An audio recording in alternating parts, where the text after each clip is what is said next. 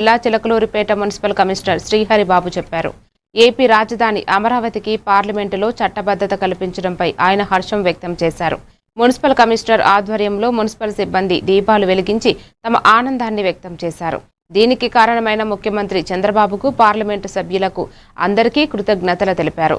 అమరావతి అభివృద్ధికి కట్టుబడి ఉండాలని, ఆ అభివృద్ధిలో అందరూ భాగస్వాములు కావాలని పిలుపునిచ్చారు. కార్యక్రమంలో మున్సిపల్ డీడీఈ షేక్ అబ్దుల్లా రహీం, మాజీ మున్సిపల్ చైర్మన్ షేక్ రఫానీ, మాజీ మున్సిపల్ కౌన్సిలర్లు, సిబ్బంది పాల్గొన్నారు. అందరినీ కూడా ఈరోజు మన ఆంధ్రప్రదేశ్ చరిత్రలో ఒక గొప్ప రోజు. ఎందుకంటే ఈ మధ్యనే ఒక 4 రోజుల క్రితమే మన అసెంబ్లీలో అమరావతి రాజధానికి చట్టబద్ధత కల్పించి దానిని మన పార్లమెంట్కి పంపడం జరిగింది. నిన్న లోక్సభలో దాన్ని ఆమోదించడం జరిగింది. ఈరోజు రాజ్యసభలో ఆమోదించడం జరిగింది.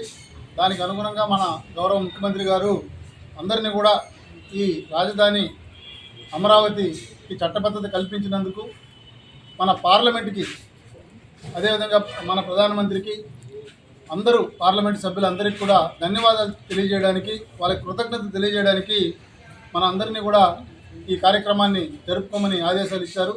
దానికి అనుగుణంగా మనం ఈరోజు ఇక్కడ ఈ కార్యక్రమాన్ని జరుపుకుంటున్నాం.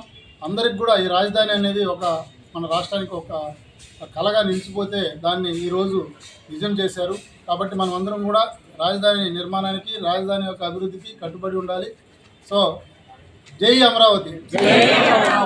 చైర్మన్ గారు నమస్కారం.